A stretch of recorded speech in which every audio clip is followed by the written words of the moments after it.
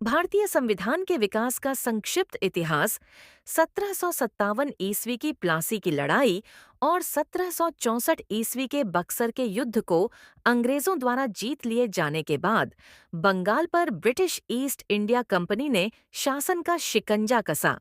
इसी शासन को अपने अनुकूल बनाए रखने के लिए अंग्रेजों ने समय समय पर कई एक्ट पारित किए, जो भारतीय संविधान के विकास की सीढ़ियां बनी। वे निम्न हैं। 1773 ईस्वी का रेगुलेटिंग एक्ट। इस अधिनियम का अत्यधिक संवैधानिक महत्व है। जैसे भारत में ईस्ट इंडिया कंपनी के कार्यों को नियमित और नियंत्रित करने की दिशा में ब्रिटिश सरकार द्वारा उठाया गया यह पहला कदम था। अर्थात कंपनी के शासन पर संसदीय नियंत्रण स्थापित किया गया। इसके द्वारा पहली बार कंपनी के प्रशासनिक और राजनीतिक कार्यों को मान्यता मिली। इसके द्वारा केंद्रीय प्रशासन की नींव रखी गई। विशेषताएं। 1.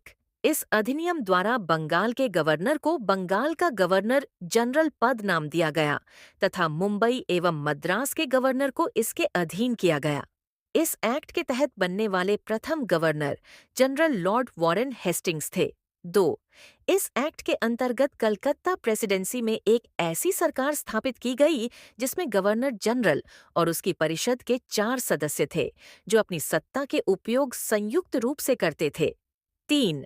इस अधिनियम के अंतर्गत कलकत्ता में 1774 ईस्वी में एक उच्चतम न्यायालय की स्थापना की गई, जिसमें मुख्य न्यायाधीश और 3 अन्य न्यायाधीश थे।